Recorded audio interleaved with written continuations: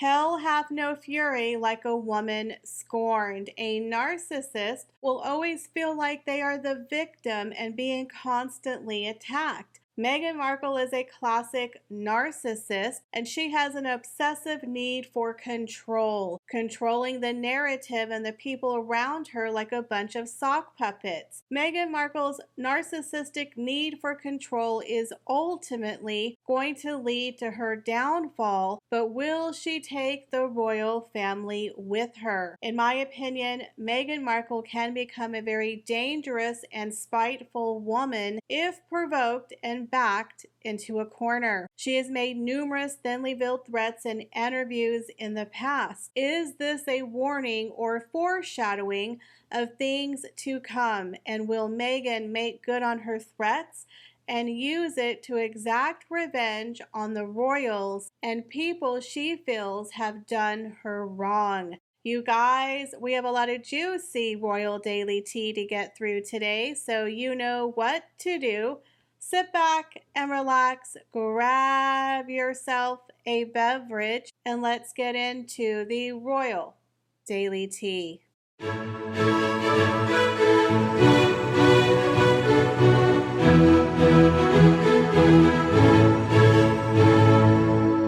Now, we all know that Meghan Markle was very easily and very quickly was able to charm little Prince Harry, and she alienated him away from all of his family and friends, took him to a brand new country where he was estranged from everyone he's ever known, taken him away from everything he's ever loved or worked for. Again, a very classic narcissistic move. We know the way that she hoodwinked little Prince Harry into believing that she was kind and a philanthropist, an easygoing California boho chic, avocado toast eating gal who was low maintenance. She just loved not caught.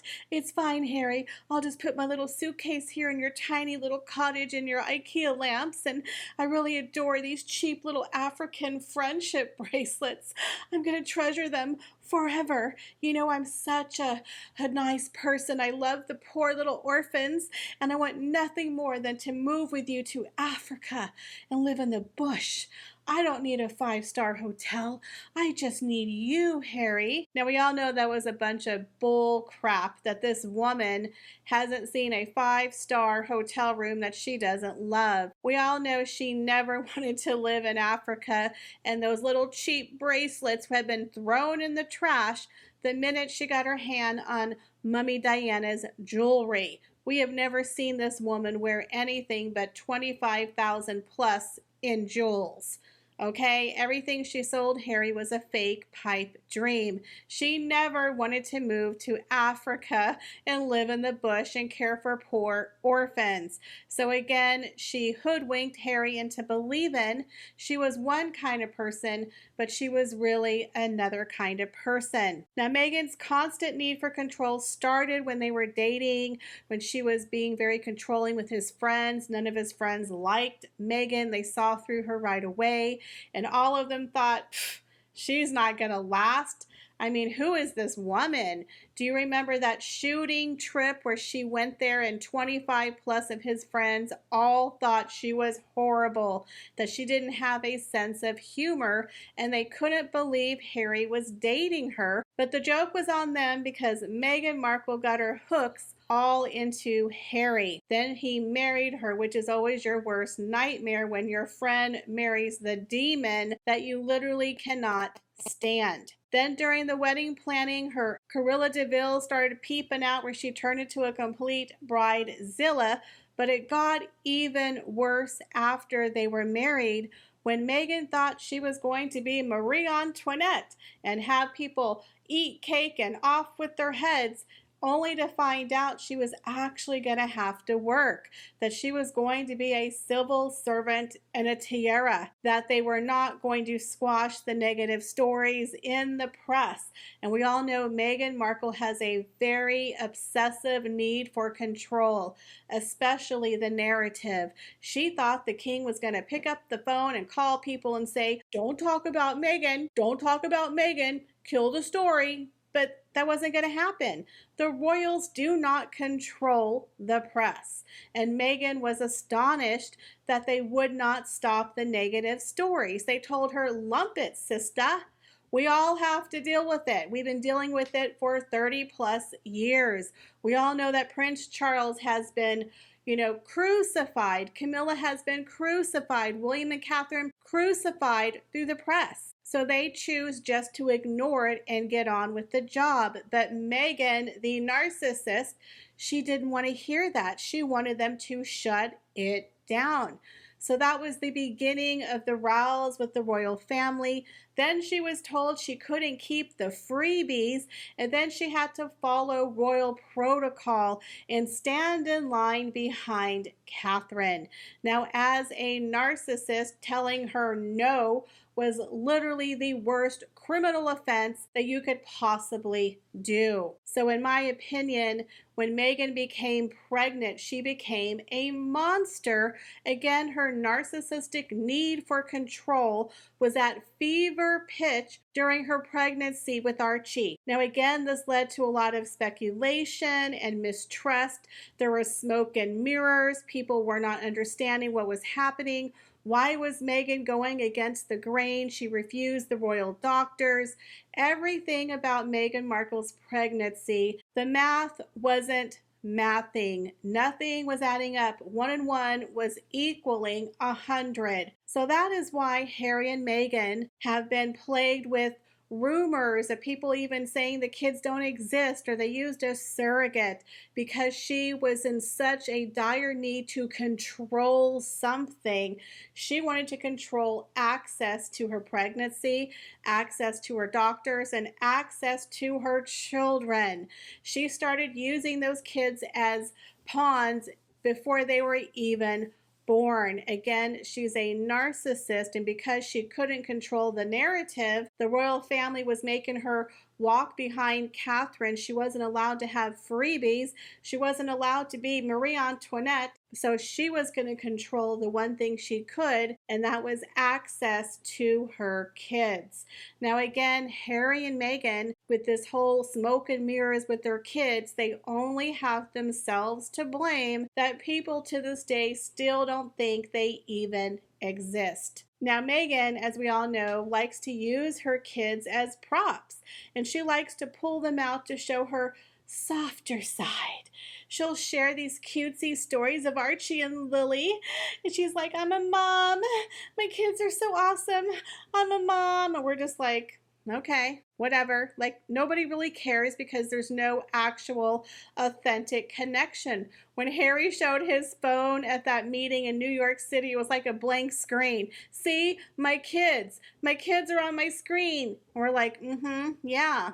Awesome. Like, we can't connect with them because we're not allowed to see their kids. And so when she shares those cutesy stories that Archie said, crocodile, we're like, okay. But she thinks that it makes her look softer and relatable. But again, nothing about Meghan Markle, in my opinion, is relatable. Now, we've never seen her kids. Not even the royal family technically has seen her kids. There's a rumor that King Charles has never met or seen Lily in person. And we know he doesn't have much of a relationship. In my opinion, the only victims in this narrative are Archie and Lily. They are the true victims being raised by a very selfish and domineering narcissistic mother who is only using them for blackmail. In my opinion, she dangles them like carrots with her weird fake stories of her kids that no one is allowed to see, including the extended family of the royals and the Markles. It is like a form of extortion and blackmail. She does that for control. And of course, it helps to keep Harold in line because she's got those children. Those are her bargaining chips. Many are saying that Harry and Meghan are butting heads over the upbringing of the children, that Harry wanted his kids to have a taste of the UK, be around his family, get to know their cousins, be raised in UK tradition. Prince Harry wants more of a traditional upbringing and wants to spend part of the year in the UK, but Meghan has definitely put her foot down crying about her safety and she's too afraid to go there. But again, I believe she knows that if those kids ever go to the UK, she could lose the vice grip that she has on her children. Again, they are mama's little dividends, and she doesn't want to lose any of that control. Now, everything is blowing up for Prince Harry and Meghan Markle. Their deals are not exactly going to plan. They're drying up, and I believe the royal family is getting a little bit nervous. Now, there was a story a few months ago how King Charles really wants Meghan Markle and Prince Harry to be very successful and to be thriving, not just surviving in Hollywood. And the reason why is because when you get with people who have nothing to lose, they will blow crap up. They will burn the bridges and sink the boats. They don't care. You do not want Harry and Meghan to get backed into a corner where they have nothing to lose. And if all of those Hollywood deals go belly up, you know little Prince Harry's going to be on the phone begging his daddy to come home. And Charles does not want Harry to come home. Oh, Pa, it's your darling boy. I gotta come home. We're broke. Pa, Meghan scares me. Hello. Pa. King Charles and the royals will never, ever, ever accept Harry or Meghan back as working royals. So if their deals start drying up, what exactly do they have left? Their fake quasi-royal tours that everyone's starting to question as to why Harry and Meghan are cosplaying royals. And if the royal family says, no, you can't come back, what are they going to be left with? Now, we know that on several occasions, Meghan Markle has mentioned, especially in the Cut interview, that she didn't sign an NDA and that she has a lot to say. She also has these, quote, hidden diaries that she's mentioned on several occasions, basically verbalizing a thinly veiled threat. Don't push me or it's coming, right? So in my opinion, this is very telling that Meghan Markle is sitting on a very juicy burn book that she's going to use if the royals don't play ball. Now, right now, Harry is desperately trying to save face. He's trying to go back to the hero Harry, living out his glory days. But for Meghan, she knows there's no going back. There's nothing for her with the royal family or the UK. She gonna burn it down, y'all. She gonna burn it down if they won't let her in. Now, if Harry divorces Meghan, all bets are off, guys. She will turn into the scorned woman and exact her revenge in her memoirs, of course, throwing Harry and the royals under the bus. I personally believe she will wait until after the divorce, but you just never know with Megsy. Again, Harry could come out with Spare 2.0 and put in more details because Harry and Meghan are becoming cash poor. They are going through their money like water, and they're not getting any new deals.